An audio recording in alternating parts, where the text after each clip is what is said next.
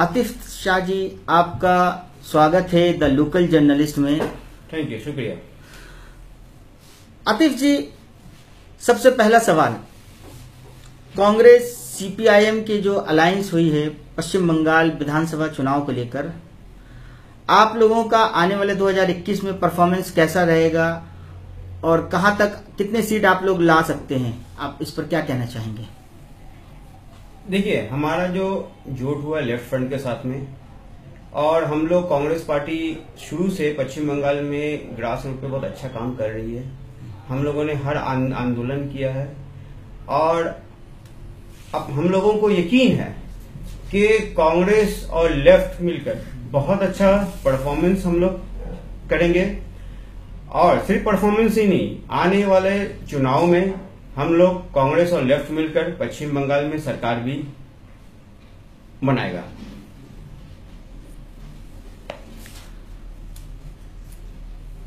Sir, ground पर कांग्रेस की आज के वक्त में क्या स्थिति है? सर, ग्राउंड पर बहुत कम कांग्रेस के वर्कर्स दिखते हैं, आपको क्या लगता है? सर नहीं, देखिए, ऐसी बात नहीं है कि कांग्रेस के वर्कर्स कम दिखते हैं sir, compare to other political parties में, ये कहना चाह रहा हूँ, ऐसा नहीं कह रहा हूँ। हाँ। देखिए, एक बात ये है कि compare to other political party, में आपके बात से सहमत हूँ। देखिए, यहाँ पे आज पश्चिम बंगाल में 10 साल से तृणमूल का सरकार है, तो जाहिर सी बात है कि तृणमूल का जो वर्कर्स है वो आपको कांग्रेस के वर्कर्स से ज्यादा ही आपको दिखेंगे, ठीक है। बट ये कांग्रेस पार्टी का ये बहुत बड़ी खूबी है, आज हम लोग लगभग 44 साल से पश्चिम बंगाल में ऑपोजिशन में बैठे हुए हैं, लेकिन आज भी हमारे वर्कर्स, हमारे नेता, हमारे बाकी सपोर्टर, वेल विशर्स आज भी कांग्रेस में है पश्चिम बंगाल में, और हम लोग शुरू से लड़ रहे हैं। और आने वाले वक्त पे कांग्रेस बहुत अच्छा परफॉर्मेंस करेगा पश्चिम बंगाल में आने वाले विधानसभा इलेक्शन में। और अभी हमारा लेफ्ट के साथ में जोट हो चुका, ऑफिशियल जोट है, अलायंस पार्टनर है हमारे, और लेफ्ट और कांग्रेस मिलकर आने वाले चुनाव में हम लोगों को पूरा यकीन है कि हम लोग सरकार यहाँ पर पश्चिम बंगाल में बनाने जा रहे हैं। सर, अधीर रंजन चौधरी जी के नेतृत्व में अभी पहले वाले कांग्रेस और अभी वाले कांग्रेस में क्या फर्क आपको नजर में आता है? सर देखिए, अधीर जी पश्चिम बंगाल के एक लड़ाकू नेता है। अधीर रंजन चौधरी 5 बार लोकसभा से एमपी हुए, और दूसरी चीज ये है कि उन्होंने बहुत लड़ाइयां लड़ी है। सिर्फ मुर्शिदाबाद में ही नहीं, केवल के पूरे पश्चिम बंगाल में उनको माना जाता है, उनका पहचान है, उनका बहुत अच्छा पकड़ है। और हमें यकीन है कि अधीर जी के लीडरशिप में कांग्रेस एक बार फिर से पश्चिम बंगाल में वो वापस आएगा और हम लोग सरकार बनाएंगे। सर, लेकिन बात ऐसा है कि जो मौजूदा जो सरकार है तृणमूल कांग्रेस, वो तो कह रही है कि इस बार 200 के पार होगा, और उनका जो परफॉर्मेंस है वो वोट मांग रही कि हमने जो काम किया, हमारे काम को देखकर वोट देना चाहिए, ना कि किसी जाति, धर्म और किसी चीजों को देख करके। तो कांग्रेस को क्यों लोग वोट देंगे, आपको क्या लगता है? सर जी, काम तो टीएमसी ने बिल्कुल किया है, वो तो आप जब शहर में आप घूमेंगे तो आपको दिख जाएगा। आज लोग नारदा, शारदा, इनके करप्शन से बड़ा काम तो हो नहीं सकता है। ममता बनर्जी ने तो खुद अपने मुंह से कहा है कि उनके एमएलए काउंसलर ने कटमनी लिया है, तो क्या जो चोरी एक्सेप्ट कर रहा है तो आप उस चोर को फिर से आप वोट अब देंगे? आज इनके मिनिस्टर्स, इनके एमपीज, इनके एमएलएस स्ट्रिंग ऑपरेशंस में आए, पैसे लेते हुए, घूस लेते हुए। इनके एक मिनिस्टर है जो कोलकाता म्युनिसिपल कॉर्पोरेशन के मेयर भी रह चुके, जो ये बोल रहे हैं कैमरे के सामने कि इतने छोटा अमाउंट को मैं हाथ नहीं लगाता हूं। अब इसके बारे में जनता क्या जवाब देगा? मतलब कितनी वो चोर नहीं है, डकैत है? बोलने का मतलब क्या कि छोटे अमाउंट को मैं हाथ नहीं लगाता हूं। और आज जो शारदा चीट फंड में जिस तरीका से करप्शन हुआ, चोरी हुआ, जिन गरीबों का पैसा इन लोगों ने मारा है, आज शारदा और बाकी चीट फंड का मेन बेनिफिशियरी कौन है, ये बंगाल का जनता जानना चाहता है। किसको फायदा पहुंचा है शारदा केस में? आज हर जगह जाके देखिए, इनलीगल बिल्डिंग, इनलीगल कंस्ट्रक्शन हर जगह हो रहा है, खुलेआम हो रहा है। मैं इनलीगल कंस्ट्रक्शन का खिलाफ लोग कंप्लेन कर रहे हैं, लेकिन कोई सुनने वाला नहीं है। आज कोई आदमी प्लान देकर बिल्डिंग बनाना चाहता है, उनको बहुत परेशानी होती है, लेकिन जो इनलीगल काम कर रहे हैं वो आसानी से कर रहे हैं। क्यों? इनके काउंसलर्स कट मनी ले रहे हैं। आज इनके सारे काउंसलर्स अरबपति हो चुके हैं बिल्डिंग बना बना के। लेकिन आप क्या कहेंगे? ममता बनर्जी ने काम किया, बिल्कुल काम किया। आज पूरे शहर में इलीगल कंस्ट्रक्शन किया, नारदा और शारदा और बाकी चीट फंड का चोरी किया है, बहुत काम किया। अगर ममता बनर्जी ने काम किया है तो देश का, इस राज्य का जो जनता उनको वोट देगी, और अगर काम नहीं किया है तो इस राज्य का जनता उनको बहुत अच्छी तरीके से जानती कि ऐसा जवाब देना है उनको। सर क्या लगता है, जिस तरीके से बीजेपी दावा कर रही है, और आपने जैसे कहा कि शारदा और नारदा जिन लीडर्स के ऊपर इल्जामात लगे हुए थे, खासतौर पर ज्यादातर लीडर्स तो आज बीजेपी में मूव कर गई है, और बीजेपी खुद जिस तरीके से क्लेम कर रही है कि वो करप्शन के खिलाफ है, और एक तरह से जो इस तरीके का जो सब तमाम लीडर्स जो बीजेपी में जा रहे हैं, तो आपको क्या लगता है बीजेपी का भी ये किस तरीके का पॉलिसी है? देखिए, भारतीय जनता पार्टी ने अपने पास में एक साबुन रखा है। हम लोग बचपन में छोटे में ऐड देखते थे, या अभी भी ऐड दिखाता था, वो अलग अलग साबुन की कंपनी का, कपड़ा धोने का, बर्तन धोने का, कि ये साबुन इस्तेमाल करो आपकी सारी गंदगी धुल जाएगी। तो आज बीजेपी वाले वो साबुन इस्तेमाल कर रहे हैं कि मेरे पास आ जाओ, हम आपके करप्शन को धो देंगे, हम आपकी गंदगी साफ कर देंगे।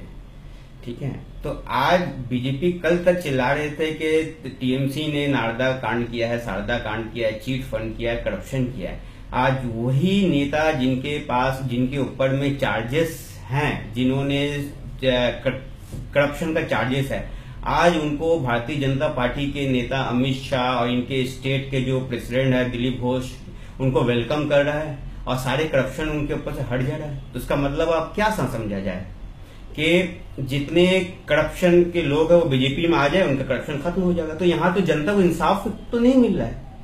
यहाँ पे देखिए, यहाँ पे मतलब मैं एग्जांपल ये दे सकता हूँ कि डंडा वही है, सिर्फ झंडा चेंज हो जा रहा है। आतिफ साहब, किसानों का मुद्दा काफी गरमाया हुआ। किसान सिंघू बॉर्डर पर, तिर्की बॉर्डर पर महीनों से आंदोलन कर रहे हैं, प्रोटेस्ट कर रहे हैं, प्रधानमंत्री से बात करने की कोशिश कर रहे हैं, रिप्रेजेंटेटिव गए हैं बीजेपी की तरफ से, रिप्रेजेंटेटिव गए, लेकिन अभी तक कोई समाधान इस तरीके का नहीं आया। तो आपको क्या लगता है सर, किसानों का जो मांग है वो जायज है? और जिस तरीके से बिल विदाउट वोटिंग ऑर्डिनेंस लाया गया और इस तरीके से पास कराया गया, इसके ऊपर आप क्या कहना चाहेंगे? देखिए, किसान को आज भारतीय जनता पार्टी की जो सरकार है वो उनको पूरी तरीके से अवॉइड कर रहा है, और जो गलत हो रहा है किसान के साथ में। आज किसान इस देश को अनाज उगा कर देता है। किसान का मुद्दा बहुत अहम मुद्दा है इस देश का। आज भारतीय जनता पार्टी का जो सेंट्रल में जो सरकार है, ये किसान का, गरीब का, या आम जनता का सरकार नहीं है। ये अंबानी, अडानी और कॉर्पोरेट्स की सरकार चल रहा है। आज एक ऐसा बिल जो बिना वोटिंग का पास कर दिया गया।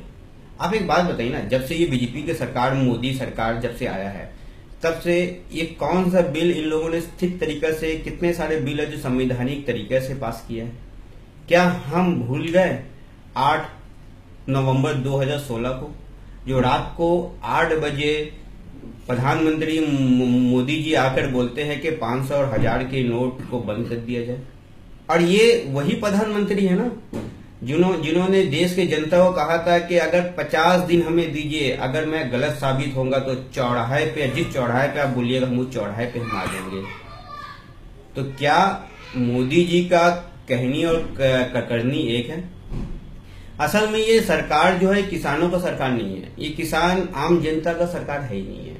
ये कुछ लोगों को फायदा पहुंचाने के लिए देश के जनता को लूट रहे हैं।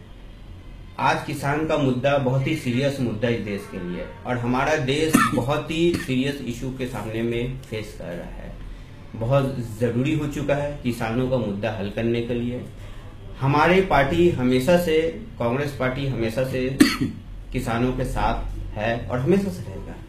आज जय जवान जय किसान का जो नारा है वो कांग्रेस पार्टी के ही प्रधानमंत्री ने लगाया था, और आज अगर देश में किसान नहीं होता तो हमारा क्या होता ये आप अंदाजा भी नहीं लगा नहीं सकते।